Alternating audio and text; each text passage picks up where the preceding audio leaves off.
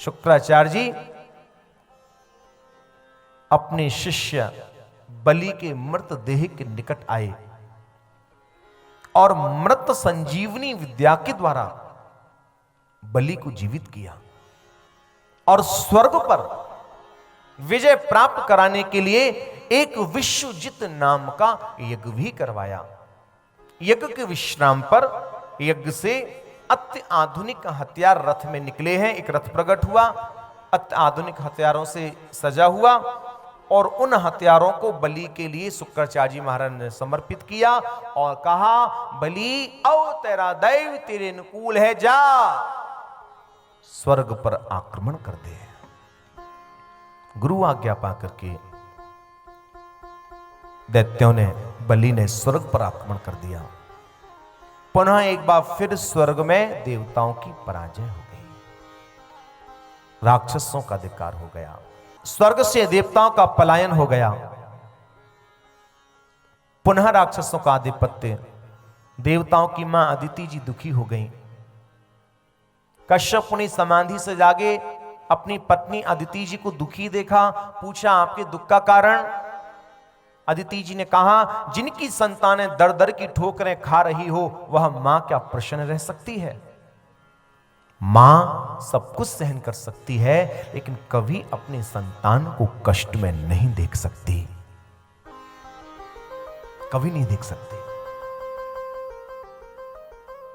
कश्यप मुनि ने कहा, देवी क्या चाहती हो? बस हमारे बच्चों की खोई हुई संपत्ति उनको वापस मिल जाए। कश्यप ने एक पयोव्रत का उपदेश किया, कहा देवी 12 दिन का यह अनुष्ठान है, व्रत है, आप बड़ी लगन से इस व्रत के लिए कीजिए। ऋषि के आदेश अनुसार, अपने पति कश्यप मुनि के आदेश अनुसार अदिति जी ने बड़ी लगन और श्रद्धा पूर्वक यज्ञ को संपन्न किया, व्रत को पूर्ण किया। व्रत की समाप्ति पर व्रत यानी एक अच्छा संकल्प,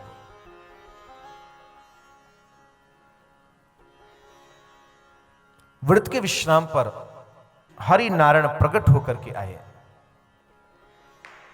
भगवान श्री हरि नारायण ने कहा, मां हम आपसे प्रसन्न हैं, आप हमसे क्या मांगना चाहती हैं? जो भी मन में कामना हो हमसे मांग लीजिए। माता अदिति जी ने भी बिना विलंब किए हुए कह दिया, प्रभु देना ही चाहते हो तो इतनी कृपा करना कि आपके जैसा पुत्र मेरे यहां हो जाए। भगवान चौंक गए सुन करके, मां मेरे जैसा पुत्र? मैं अपने जैसा दूसरा कहां से लेकर के आऊं? तो अदिति जी कहती हैं, आप अपने जैसा दूसरा नहीं ला सकते तो फिर आप ही पुत्र बन जाओ। भगवान बोले, पता था, भक्तों का तो यही काम है, हमें चंगुल में फंसाना। ठीक है मां, मैं ही आपके यहां पुत्र बन करके आऊंगा। आप मेरा भाव रख करके कश्यप मुनि की सेवा करें। कश्यप मुनि ने समाधि के द्वारा सारे रहस्य के लिए जान लिया।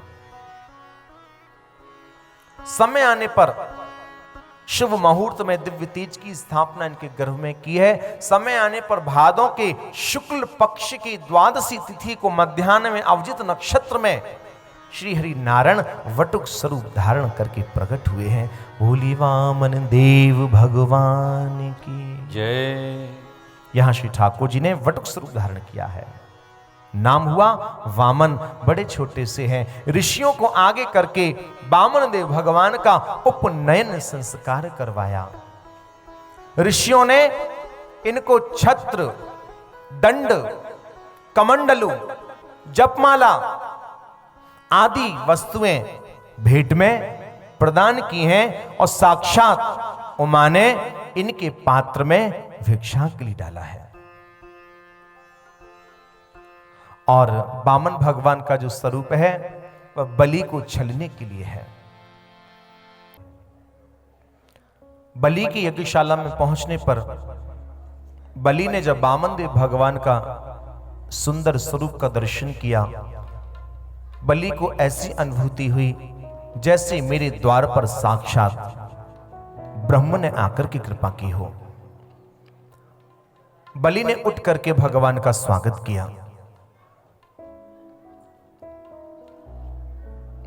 भगवान का पूजन किया और हाथ जोड़ करके निवेदन किया, प्रभु आपके आगमन से मेरी यह धरा पवित्र हुई एवं मेरा यह यज्ञ पूर्ण हुआ है। हे वटुक, आपका स्वागत है, स्वागत है। हे प्रभु, मेरे यहां का नियम है, मेरे यहां कोई भी यदि आए तो खाली हाथ नहीं जाता, कुछ ना कुछ मैं उसे भेंट अवश्य देता हूं। अतः आपके मन में कुछ भेंट पाने की इच्छा हो तो हमें आज्ञा कीजिए, मैं आपकी क्या सेवा कर सकता हूं, मैं आपको भेंट स्वरूप क्या प्रदान कर सकता हूं। सोना, चांदी, रत्न, भूमि, आप जो भी संपदा मांगेंगे मैं प्रसन्नता पूर्वक, कुशलता पूर्वक आपके लिए प्रदान करूंगा। वामन भगवान कहते हैं, बलि प्रभु कृपा से सब कुछ है और हम भजनानंदी हैं, हमें संग्रह की क्या आवश्यकता, हम तो तेरे यज्ञ का दर्शन करने मात्र के लिए आए थे। बलि जिद पड़ गया, कुछ तो अवश्य ही लेना होगा। तब भगवान ने कहा, बलि देना ही चाहता है तो एक काम कर,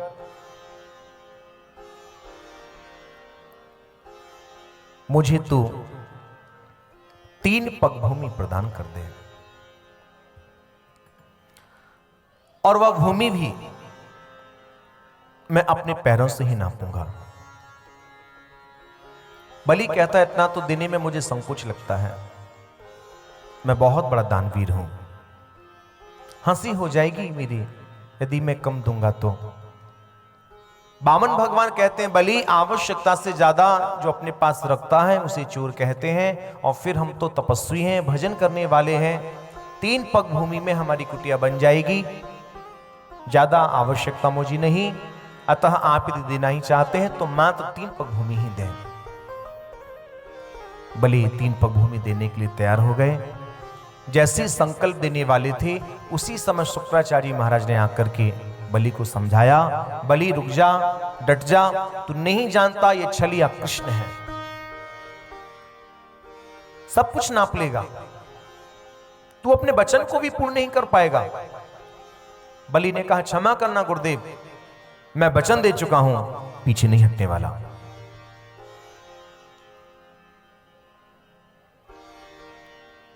बलि नहीं माने। अब भाई शुक्राचार्य जी का बड़ा प्रिय शिष्य है, बहुत दान दक्षिणा देता है। शुक्राचार्य जी को लगा बेचारा लुट पिट गया तो हमारी दान दक्षिणा मारी जाएगी, संकल्प ना हो पाए, इसके लिए शुक्राचार्य जी महाराज गंगा जली की नली में आकर के बैठ गए।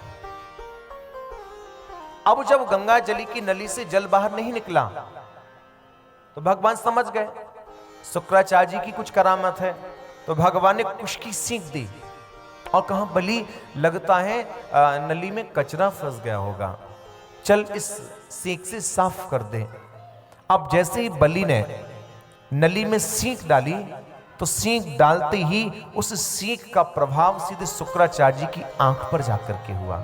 अब बलि को तो पता नहीं था कि हमारे गुरुजी बैठे हुए हैं, बस चेला जी ने सीख लई और मारा दे मारी, सीधे शुक्राचार्य जी की आंखन में जाके लगी। अब जैसी आंखों में जाके प्रहार हुआ, क्या देखते हैं, शुक्राचार्य जी का एक बाजार बंद, बढ़ बढ़ा करके बाहर निकसे नली में से।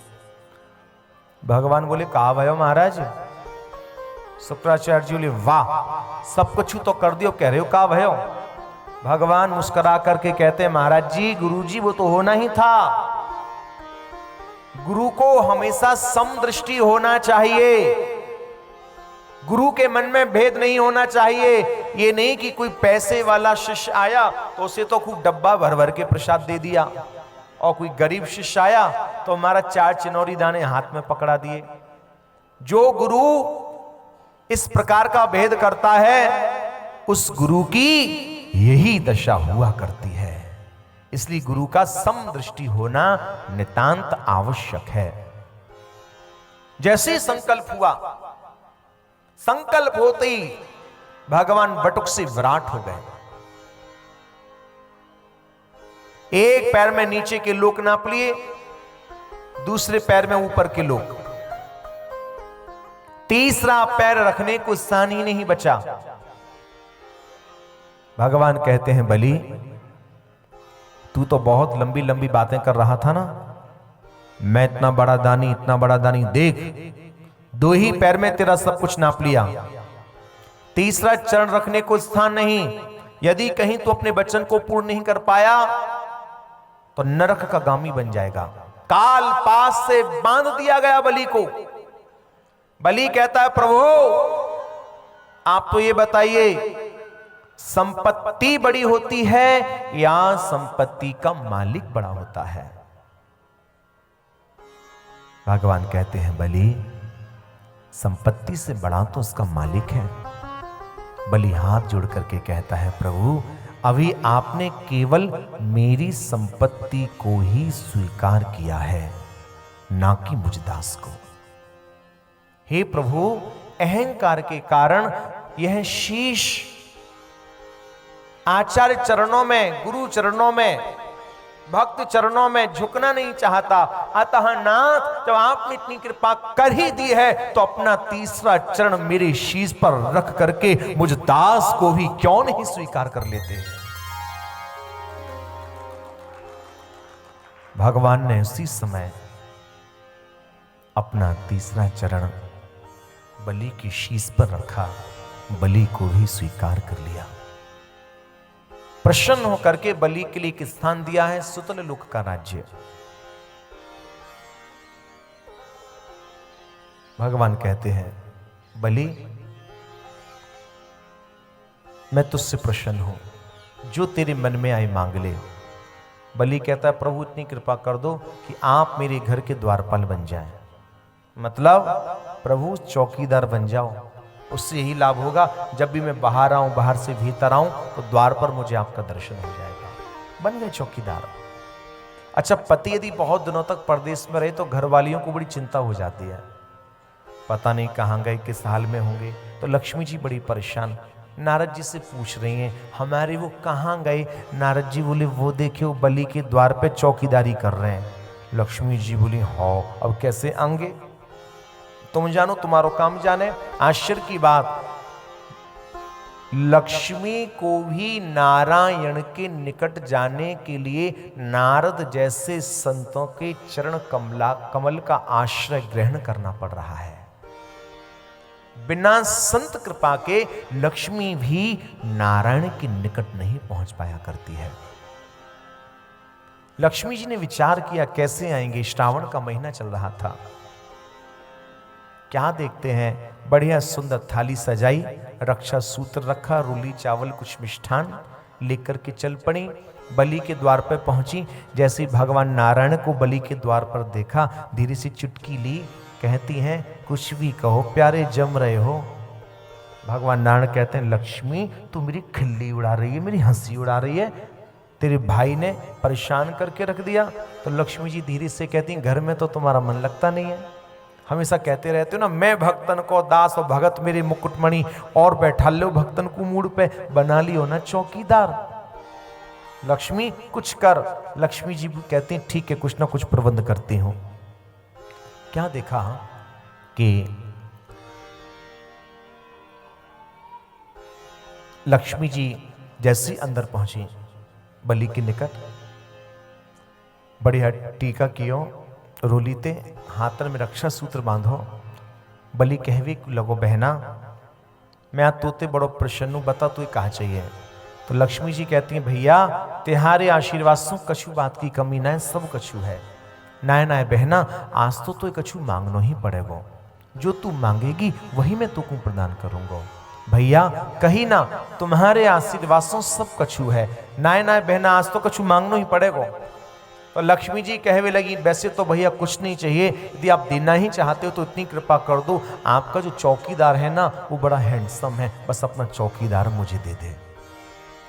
बलि कहता वाह, जैसो हमारो जीजा और वैसू हमारी जीजी है गई, ये तो दोनों एक पे 11 निकसे है। आज जल्दी से भगवान नारायण के लिए बुलाया है, आज इनका टीका किया है और महाराज बहुत सी वस्तु इनको भेंट में दी हैं, फिर इनके लिए विदा किया है। बोलो लक्ष्मी नारायण भगवान की जय।